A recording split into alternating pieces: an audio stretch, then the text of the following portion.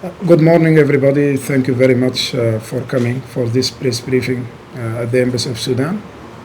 And I would like to appreciate and express my profound appreciation for the role of media and professional journalism because, as we all know, facts buried or die in the darkness. But the role of media is just to uncover the truth, to express the voices of the people, and I think Sudanese people are in highly need for their voices to be heard and to be conveyed to the international community, to the Rwanda local audience and peace lovers, because we strongly believe that the genocide that happened in this country in 1994, it was sting in the conscience of the world and one of the biggest mistakes of the international community during that time. But the same symptoms are repeating itself in Sudan right now, as I'm going to explain. So once again, thank you very much for coming. This press briefing will be focused only on the atrocities that committed by RSF, militia in Sudan, which amount to be genocide. As you know, what is going on in Sudan is the biggest humanitarian crisis in the world. This is testimony by the UN, other reputable international organizations. So the biggest humanitarian crisis of the world, deserve to be uncovered, deserve to be reported in the international media. But to start with, to state facts, what is going on in Sudan is not a civil war. What is going on in Sudan is not a war between two generals. It is a war that ignited by RSF, supported by foreign power, as I'm going to explain through my deliberation, and it amounts to be a foreign aggression against the Sudanese people. In El Fashir, which is the capital of northern Darfur, and once again I would like to appreciate the role of the peacekeeping mission of Rwanda 2003 in Darfur before. They has contributed very constructively and positively for peace and sustainability during that time. So a lot of Rwandan, they know Darfur before. Unfortunately, once again, genocide has been committed in Darfur. This is not the claim of the government of Sudan, but this is also a lot of government and organizations like U.S. administration before designed what is happening in Geneva before as a genocide. For the government of Sudan, it is genocide. It is crimes against humanity. It is a war crime. It is ethnic cleansing as well, because the killing is motivated by ethnic orientation, as I'm going to explain. On the October 26, the RSF attacked Al-Fashir after Al-Fashir being under siege for like 600 days.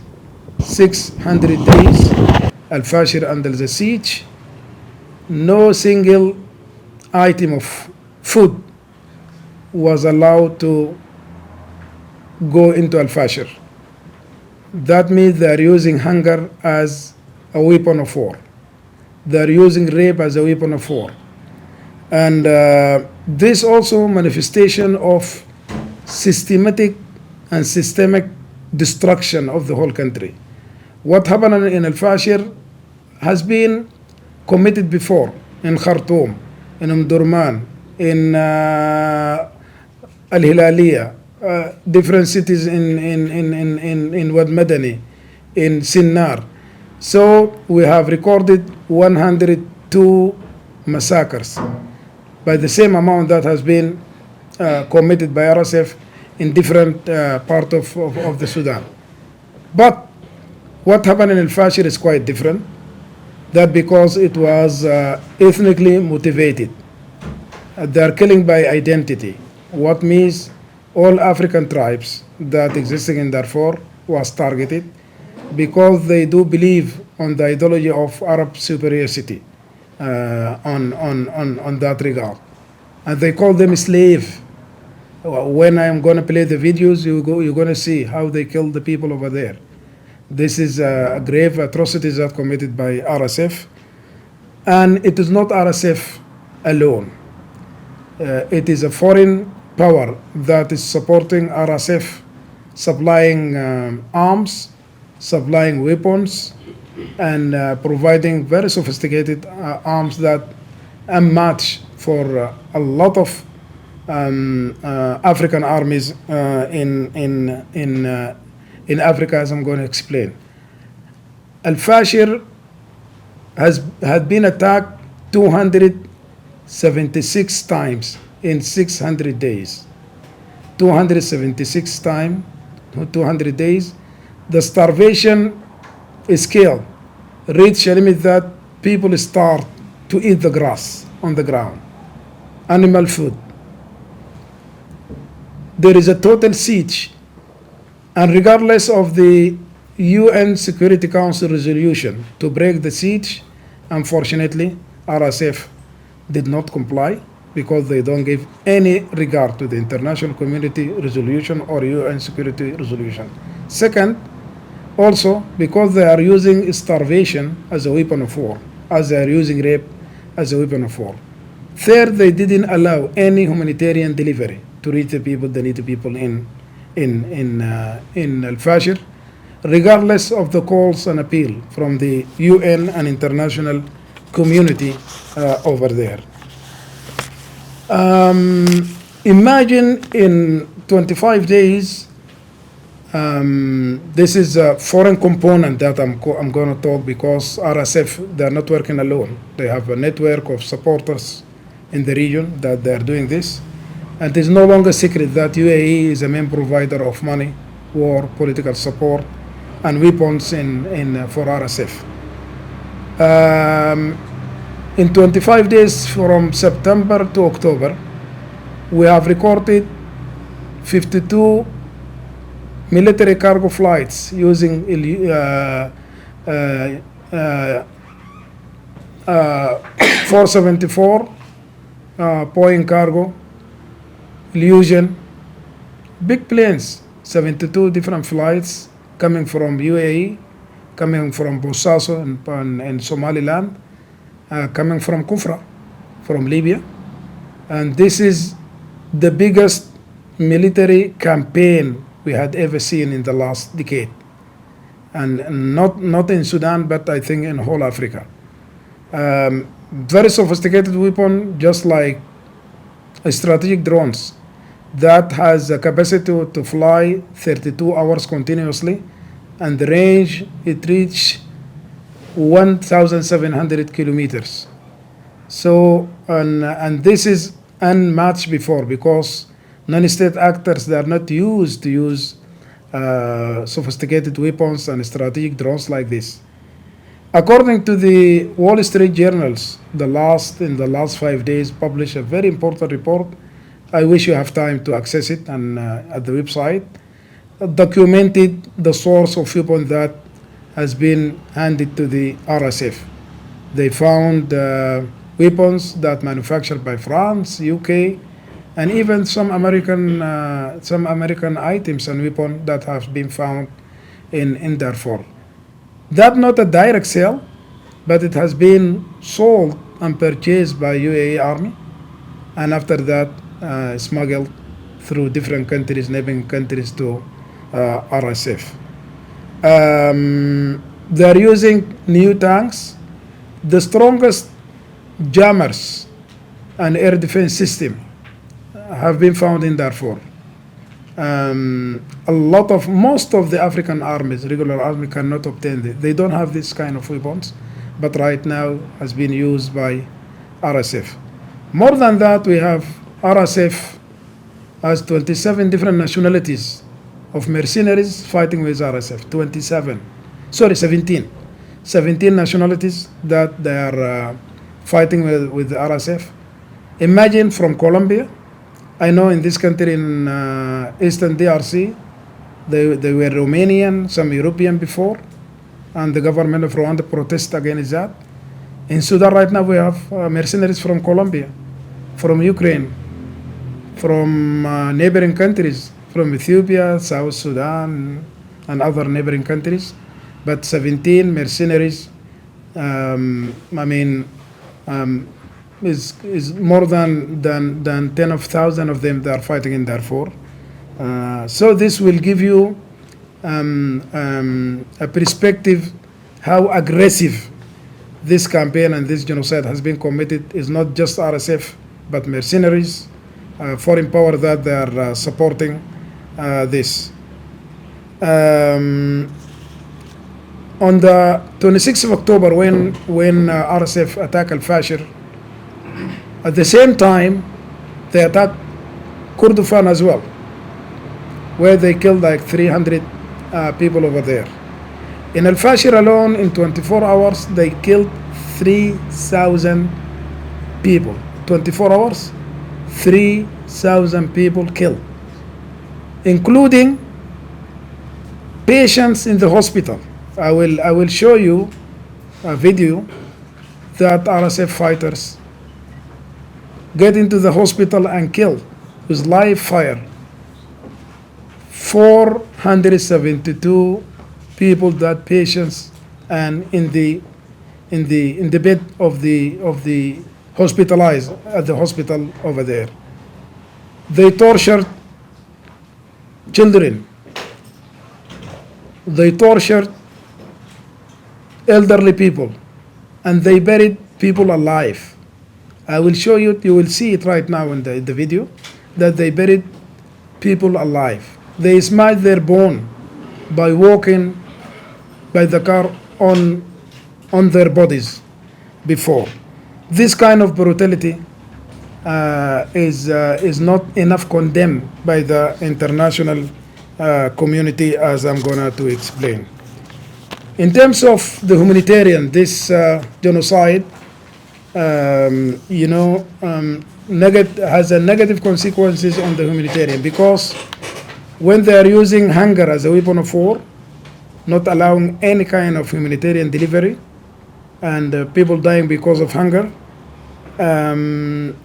Right now we have more than 900,000 evacuate from Al-Fashir and scattered the unknown place.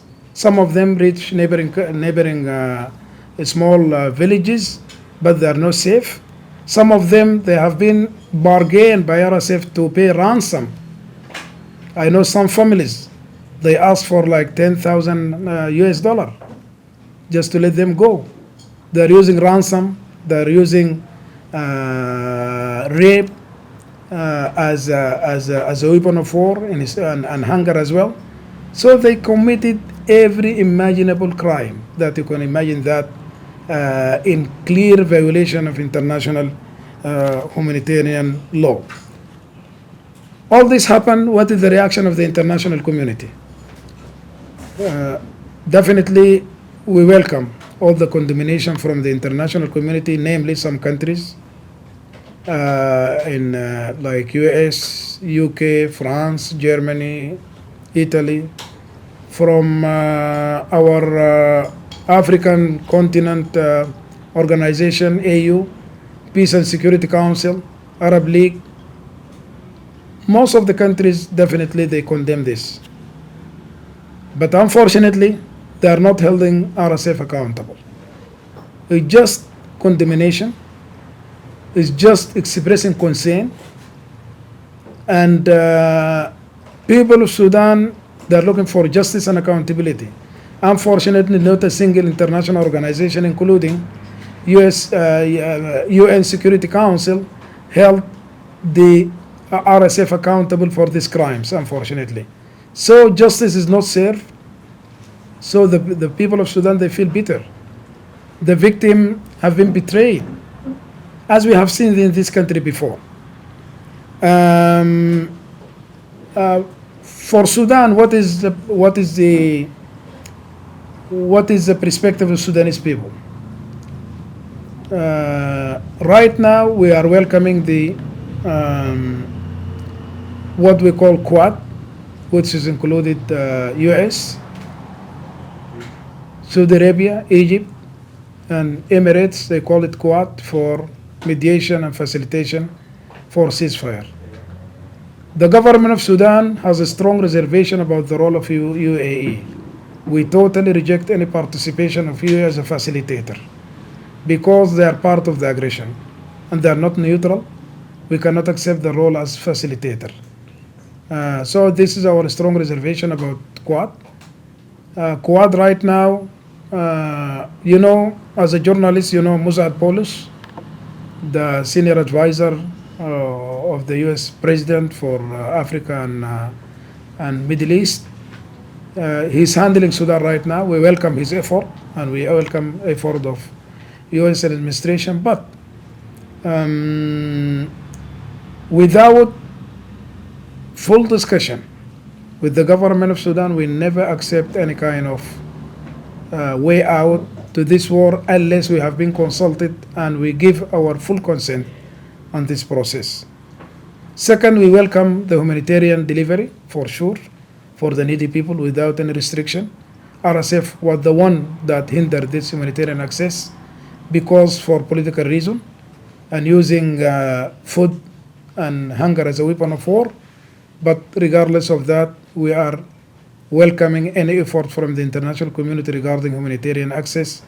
And we wish the international community have the bold action against RSF to enforce them to accept unfettered humanitarian access to the needy people over there.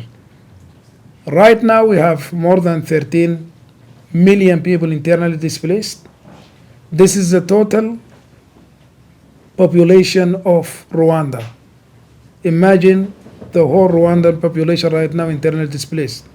This is happening in Sudan right now. 14 million internally displaced because of RSF crimes. 300 people, this is the estimation, has been killed so far. Hundreds of thousands, unknown so far. Hundreds of tens of thousands injured, looking for treatment and medical treatment, which is not available so far because of the full destruction of the. More than that, the militia targeted the infrastructure of the Sudan.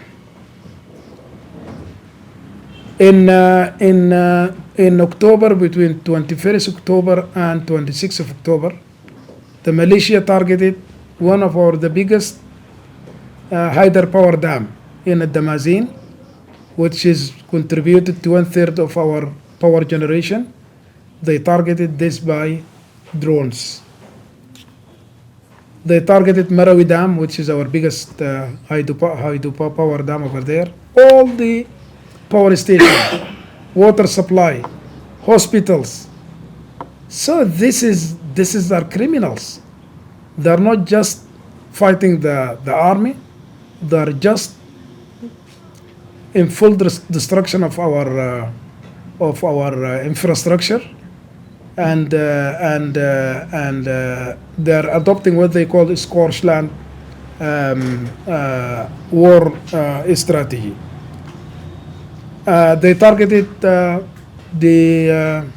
Khartoum airport.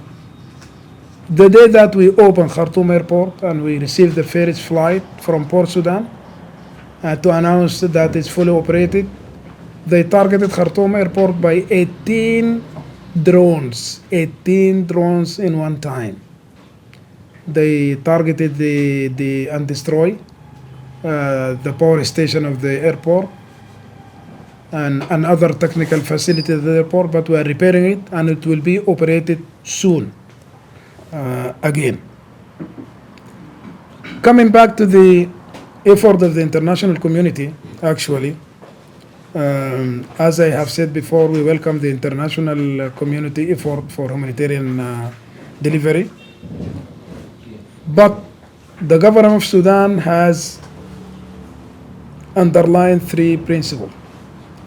Number one, no talk on compromise with RSF because they are killers, they're destructors, they are killing our people, and we will never give them any kind of recognition, political recognition, for any future participation in political system or economic system. Second, they're main smugglers of gold. 50% of the production of gold in Sudan right now has been smuggled by RSF through illegal means to mainly UAE and other market over there. Third, government of Sudan will never accept any future role of RSF in political life, military life, or economic life once again. We have presented a roadmap for the UN Security Council. Mainly is to gather all these RSF troops in certain camps and disarm them and start negotiation, and after that full integration in the official army. We have witnessed here in Rwanda one of successful African model that the ex-combatant has been retrained during DDR, reintegration, retraining, and redeployment is a successful model. Definitely, this will be one of our main inspired experience to follow the step of the model in retraining the former expat. Finally, what we are appealing for the international community. The government of Sudan right now has the following. Number one, we cannot accept or more militias in our country because this is one of the main recipes of the war. We need to form one national army in the country. Second, international community should declare RSF as a terrorist organization. All criteria of terrorist organization are fully applicable to RSF. RSF should be declared as a terrorist organization. We need to stop the supply of arms, and this is according to the UN Security Council resolution before. There is arms embargo against this militia before.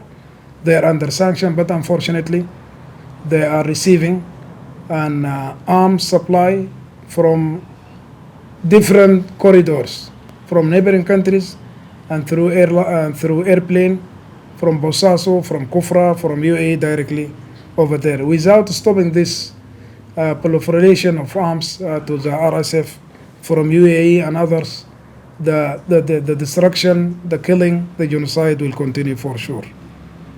We would like also to see more unfettered humanitarian access and delivery to the needy people.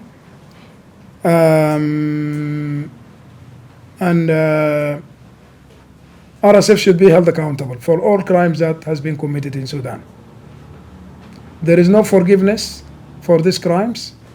We have a very sound legal system, a judicial system who are able to use the judicial means and ways to hold this militia accountable and to pay for the crimes that they have been committed in the country. Finally, our message to you here as journalists and to Rwandan people before. Rwanda represents the Sudanese people an inspired African successful model, reconciliation, nation building, and reintegration and national unity. Definitely, this is one of the models that we'll be looking for good practice for inspired way forward for Sudanese people to live in peace, in economic, political stability, and economic growth as well. Having said that, I would like to thank you once again. But before I open the floor for the question and answers, I would like just to show you some of the videos that represent the atrocities of the RSF that committed in Sudan in like 5 to 7 minutes. Then we open the floor for question and answers.